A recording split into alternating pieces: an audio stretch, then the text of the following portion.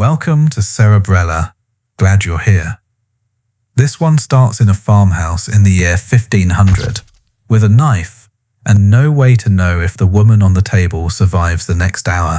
Over the next 20 minutes, we're tracing 500 years of blood, failure, and discovery, all the way to the operating rooms of today. Let's begin.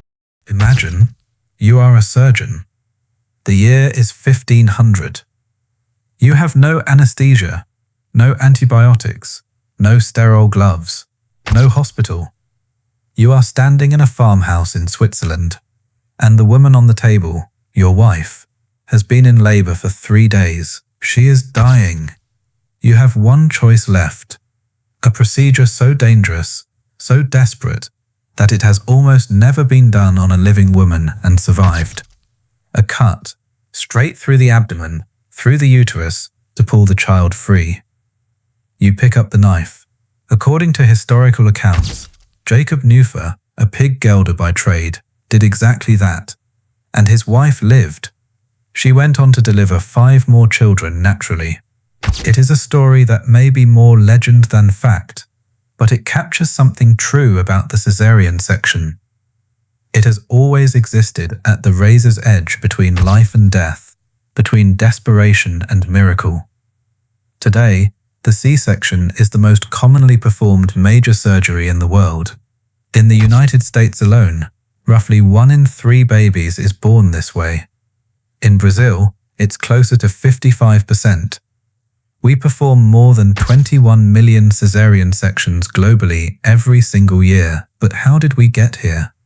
How did a procedure that once killed almost every mother who underwent it become routine obstetric care? That story, bloody, brilliant, and surprisingly recent, is what we're here to tell. The ancient world. The word cesarean has been misunderstood for centuries. For a long time, people assumed it came from Julius Caesar, that the famous Roman general was himself born by the cut. It's a compelling story. It's also almost certainly wrong. Caesar's mother, Aurelia, is documented as having lived long into his adult life. In the ancient world, a cesarean section on a living woman was uniformly fatal to the mother. If Aurelia had survived such an operation, it would have been considered a miracle worth recording in detail. It wasn't. The more likely origin of the word is the Latin cathete, simply meaning to cut. Roman law under the lex caesarea, later known as the lex regia, did mandate that if a pregnant woman died, the child must be cut from the womb before burial. This was both a ritual and occasionally a desperate attempt to save the infant.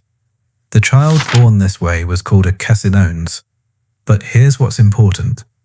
In every ancient culture we know of, the cesarean section was performed only after the mother had died, or was clearly beyond saving. It was a last resort, not for the mother's sake, but for the child's. Ancient texts from Egypt, Greece, India, and China all contain references to abdominal births. The Hindu deity Indra is described in the Rig Veda as born from his mother's side, a detail some scholars read as mythologized cesarean imagery. In Greek mythology, the god of medicine, Asclepius, was cut from his mother Coronis's womb by Apollo after she died. Across cultures, the cesarean section was not a medical procedure. It was almost a sacred act, a boundary event, a crossing between worlds. The idea that it could be performed on a living woman and that she might survive, that idea would take more than 1,000 years to become thinkable, let alone possible. The medieval and early modern period. Through the medieval period, European childbirth was managed almost entirely by midwives. Physicians, almost all of them male, rarely entered the birthing chamber. This was a matter of modesty, of social convention, and of medical tradition that viewed birth as a natural process outside the domain of formal medicine. When labor went catastrophically wrong, midwives had few options. If a woman could not deliver and death seemed inevitable, the church had a position. The child's soul, if unbaptized, was in peril. Canon law encouraged, and in some cases required, that the fetus be extracted from a dying or dead mother. Midwives carried small blades for exactly this purpose. It was brutal, it was last resort, but it was also, in a strange way, the beginning of an idea that the body could be opened in service of life. The Jacob Neuffer story from 1500, that pig gelder cutting open his wife, appears in a Swiss chronicle written nearly a century after the alleged event. Historians debate its accuracy, but the fact that it circulated and was believed tells us something. By the early 16th century, people were beginning to imagine the cesarean as something other than a death sentence.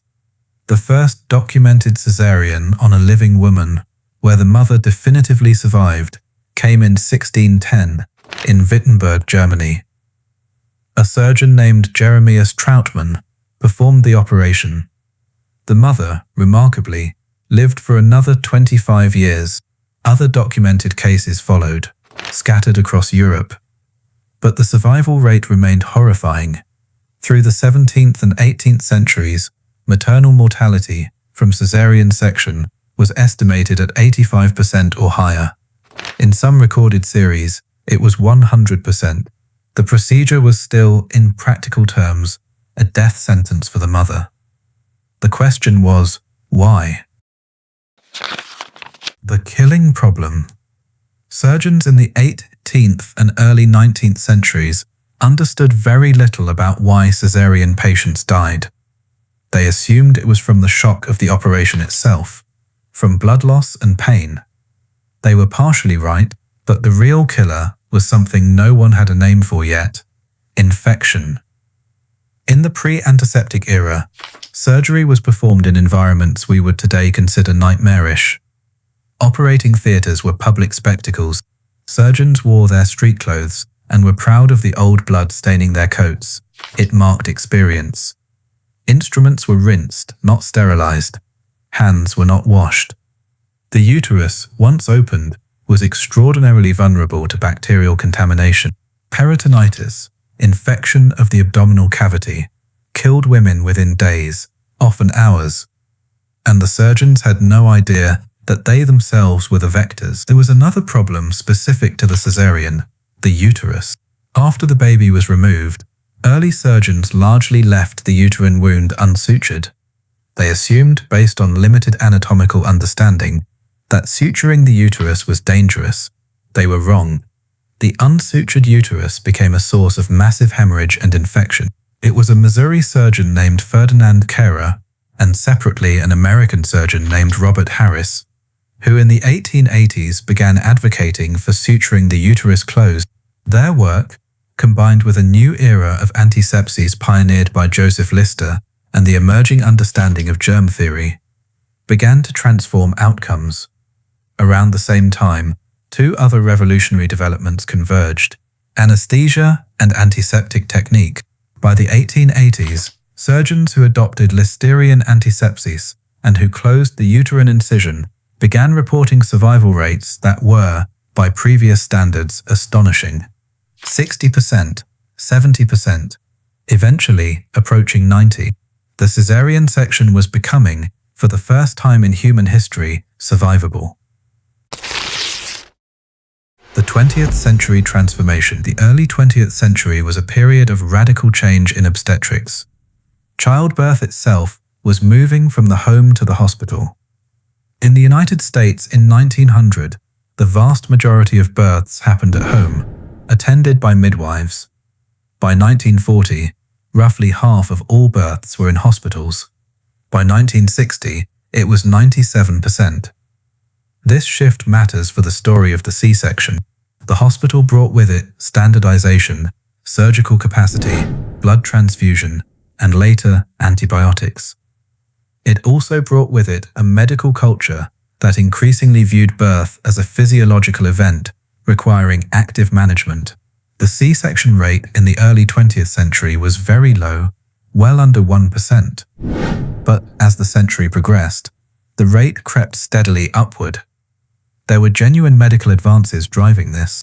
The classical cesarean, a long vertical incision through the uterine body, was replaced in the 1920s by the lower uterine segment technique, pioneered by surgeons including the British obstetrician Munro Kerr. This new incision was lower, smaller, and healed far better. It dramatically reduced the risk of uterine rupture in subsequent pregnancies. Electronic fetal monitoring, introduced widely in the 1970s, allowed doctors to detect signs of fetal distress during labor and respond with an emergency cesarean.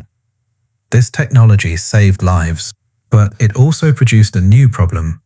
It generated many false positives, suggesting fetal distress where none existed, and driving up cesarean rates without clear benefit. By 1965, the US cesarean rate was roughly 5%. By 1988, it had climbed to nearly 25%. The rise alarmed public health researchers and the World Health Organization, which in 1985 stated that there was no justification for any region in the world to have a cesarean rate higher than 10 to 15%. That recommendation remains deeply controversial to this day. Meanwhile, the 20th century also brought a quiet revolution in who controlled birth. The feminist health movement of the 1970s challenged the medicalization of childbirth. Activists pushed for women's right to informed consent, to understand and participate in decisions about their own bodies. The cesarean section, often performed without meaningful patient input, became a flashpoint in that debate. The conversation about when a C-section is medically necessary and when it is not continues to this day.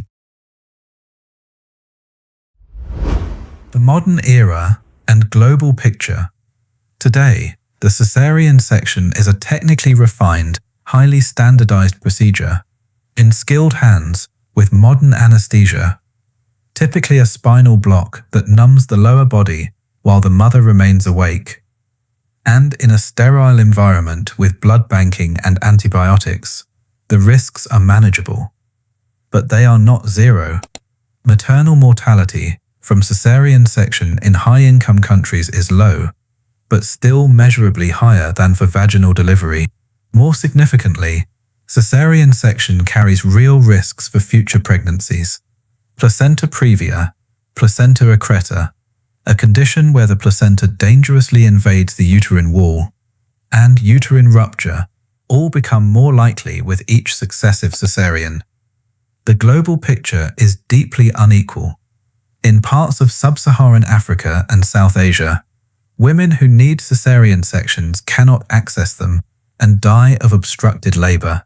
In Brazil and in private hospitals across Latin America, rates have crossed 50%, driven by patient preference, physician scheduling, and liability concerns in ways that have nothing to do with medical necessity.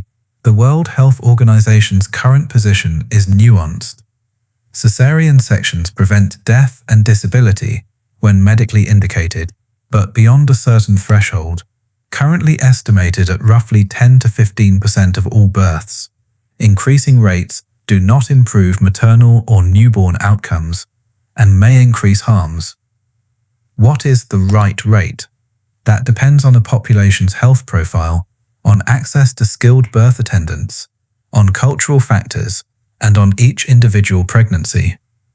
There is no single answer. What is clear is that the cesarean section, for all its ordinariness today, remains a procedure with a weight to it, a history to it. We began with a pig farmer in 16th century Switzerland, standing over his wife with a blade, in an act that was simultaneously desperate, loving, and possibly legendary. We end in an operating room that looks roughly the same everywhere in the modern world. Bright lights, blue drapes, the murmur of monitors, a spinal anesthetic settling in. A woman, awake, waiting to hear her baby cry. The distance between those two moments is 500 years of human ingenuity, failure, suffering, and discovery. It includes surgeons who kept operating even when nearly every patient died because they believed the procedure could be made safe. It includes scientists like Lister and Pasteur who rewrote our understanding of infection. It includes women who survived cesareans and women who did not, and whose deaths drove others to find better ways. It includes arguments, fierce, ongoing, unresolved, about who gets to decide how a woman gives birth, and why, and at whose benefit. The cesarean section is not simply a surgical technique. It is a mirror.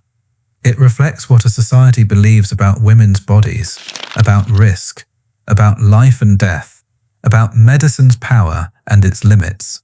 And every time a baby is lifted, crying, from that incision, every time a mother hears that sound, it carries the echo of every life saved and every life lost across the entire strange, bloody, brilliant history of the cut. This has been cut to life, the bloody, brilliant history of the C-section. That's the history of the cut. 5 centuries of surgeons who kept trying even when almost nobody survived. And women who paid the price for every lesson learned. It's not just a surgery. It says something about what we believe about risk, about bodies, about who gets to decide.